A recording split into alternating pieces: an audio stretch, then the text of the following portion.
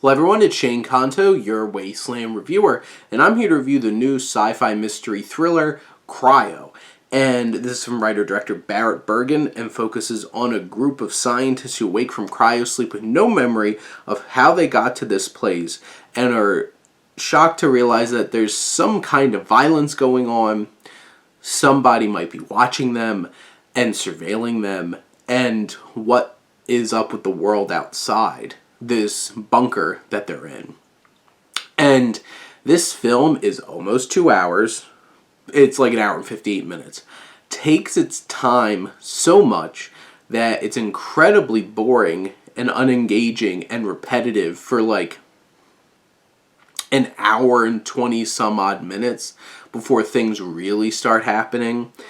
And by the time you realize that there's some solid details and foreshadowing in this film, because by the end they just spew so much exposition at you and over-explain the whole entire thing that's going on, which could have been something that's like, holy crap, this is an amazing twist, but you're so bored and disengaged at this point that it's hard to even care to think back to all of those hints and foreshadowings that they have throughout this film, trying to give you context on what's really going on.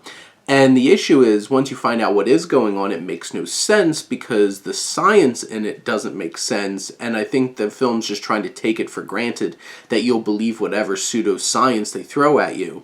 And most of the dialogue throughout the film are a bunch of these scientists trying to talk in pseudoscience, trying to sound like they're so much smarter, but they're really not, and just comes off sounding dumb and flat and unbelievable. And most of the performances are kind of just flat and one-dimensional in terms of like what they're trying to do. And a lot of the things don't make sense. By the time the film tries to make sense of it all, you're already long gone and can't appreciate the impact of what this narrative could have been revealed to be. And then it crumbles under its own illogical explanations for some of these things, even though some of the ideas are pretty cool and interesting.